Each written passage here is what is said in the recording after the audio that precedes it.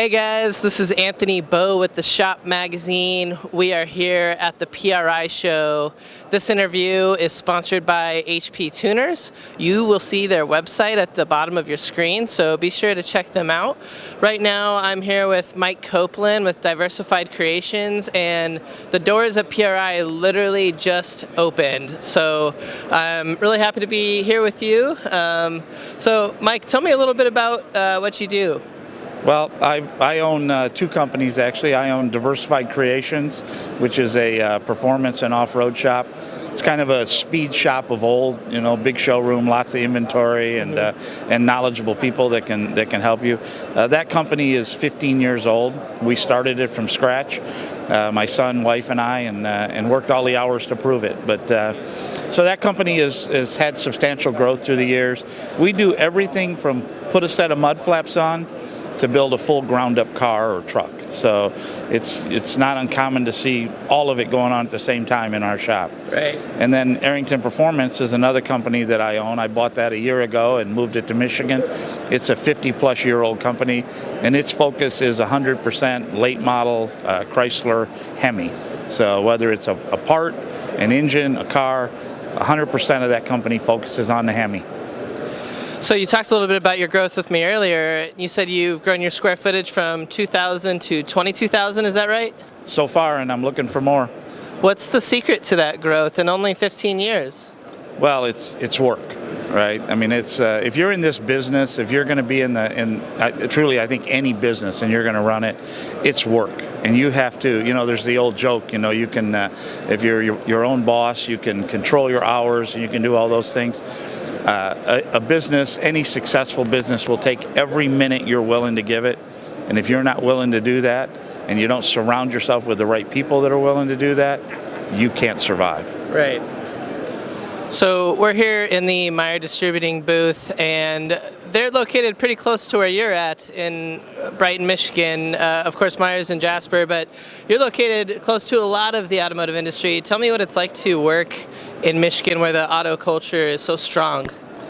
We truly are. I traveled all over the world, and I've been in, California is the place that everybody says all the hot rodders are, right? And that's where a lot of the companies that are here displaying at PRI are at. But in Michigan, it's a hardcore automotive base. All of the engineers for the big three are there. I mean, all of the people that work in those plants, people don't really realize how large of a world it is of people that have to support those OEs. So there are shops all over the place that do everything, right? Mm-hmm. And they're a skilled workforce, and they're very passionate about what they do. I was joking with the people when I bought Arrington, right, and I moved it to Michigan, and we were talking about CNC because we manufacture a lot of parts, and they're all CNC'd. And I tell them, in Detroit, they have a CNC machine at 7-Eleven. You can literally go in there and buy a Slurpee and get a part CNC machine, because that's Detroit.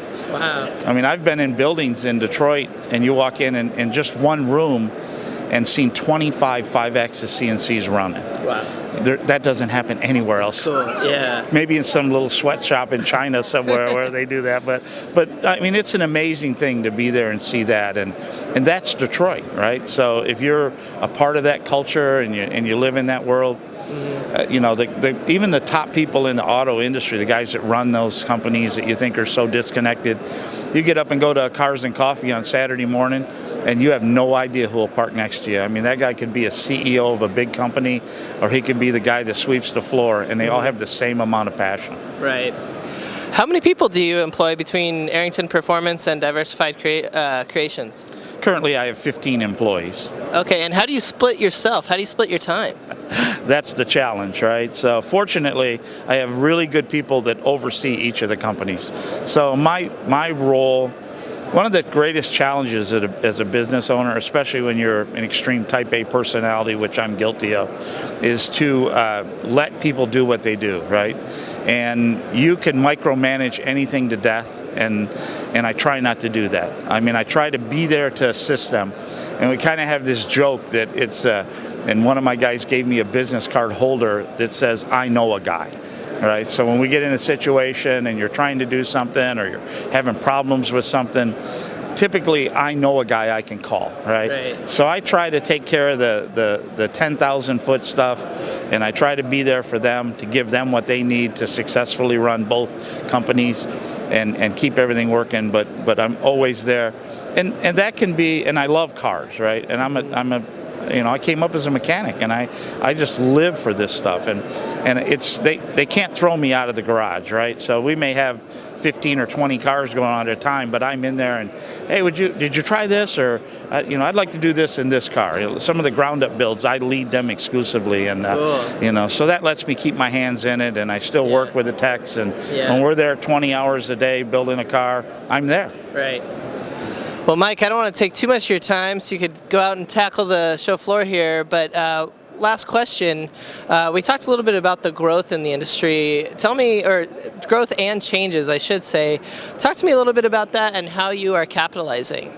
Well, there was a time, I'm not a youngster, so there was a time, even I kind of was on the back end of it, of the first round of the performance cars, right? So there were still 70 Chevelles and Hemi Cudas and stuff cruising the streets and on used car lots when I got my license in '73. Mm-hmm. So when you started doing that stuff, right? So that was a time when if you made 450 horsepower, you were a bad boy, right? And you sacrificed so much to be able to do that. You got 6 miles to the gallon. You had enough gear in the car, you couldn't get on the expressway with it. There were all of those things. Today, every day we build cars with starting at 600-700 horsepower, going up through 1,200 horsepower, that you can literally get in and drive across the country. So, I remember when emissions came around and they started making all the changes. I was involved then, right? And a car barely ran when they started doing that. Yeah. And everybody complained about it and everything, but the OEs spent so much time, effort, and money to make that better. And look what happens today. I mean, you can go to any of the big 3 domestic automakers and buy a car with 700 horsepower, mm-hmm. right? Mm-hmm. And then there's still room for companies like mine to make that bigger. We just finished a Hellcat that made 916 horsepower with 2 simple upgrades. Goodness. And that's on the tires. That's a proven number. Uh-huh. And on my Mustang Dyno, tuned with HP Tuners, by the way, who's your sponsor. Uh-huh. And that car, the customer literally drives it. He doesn't really know anything about cars. He's a pilot, and he has that thrill for speed. He brought the car to us, we turned it up, and he can drive it across country on 93, 91 octane. Wow. You couldn't do that. Even 10 years ago, it was virtually impossible to make that kind of power and drive it and just have it be a regular car. Right. My wife drives some of my cars that make 800-900 horsepower, and she drives them, and they're just normal until you step in the throttle. And when you stand in them, it'll get your attention. But they have drivability. They don't shake and rattle themselves apart when they idle. Yeah. There's just so many positives to that. Right. So what now for you this morning? Where are you headed next? Well, I have 2 engines here that are on display, and I'll go by and check on them, make sure everything's good. They got them moved in last night. And then I'm here to talk with people, to stay up on the latest trends in the industry. Meyer, whose booth we're in, they're a big supplier of mine, right? So I like to get around and see all those guys and talk to them, reaffirm those relationships. That's really what these shows are for people like myself. Right. Well, I'm glad I got to meet you, and I really appreciate you taking some time for us. Well, I'm happy to do it, and I read the shop magazine every month. I get it sent to my right to my shop. So you guys are kind enough to help us out. When I bought Arrington, you did a press release for it. We sent a release out. You actually published it. So we appreciate that, and don't think that we don't pay attention. Well, we appreciate you as a reader and contributor as well. So thanks for the selfless plug there. Right on, Mike. Thanks again. Thank you.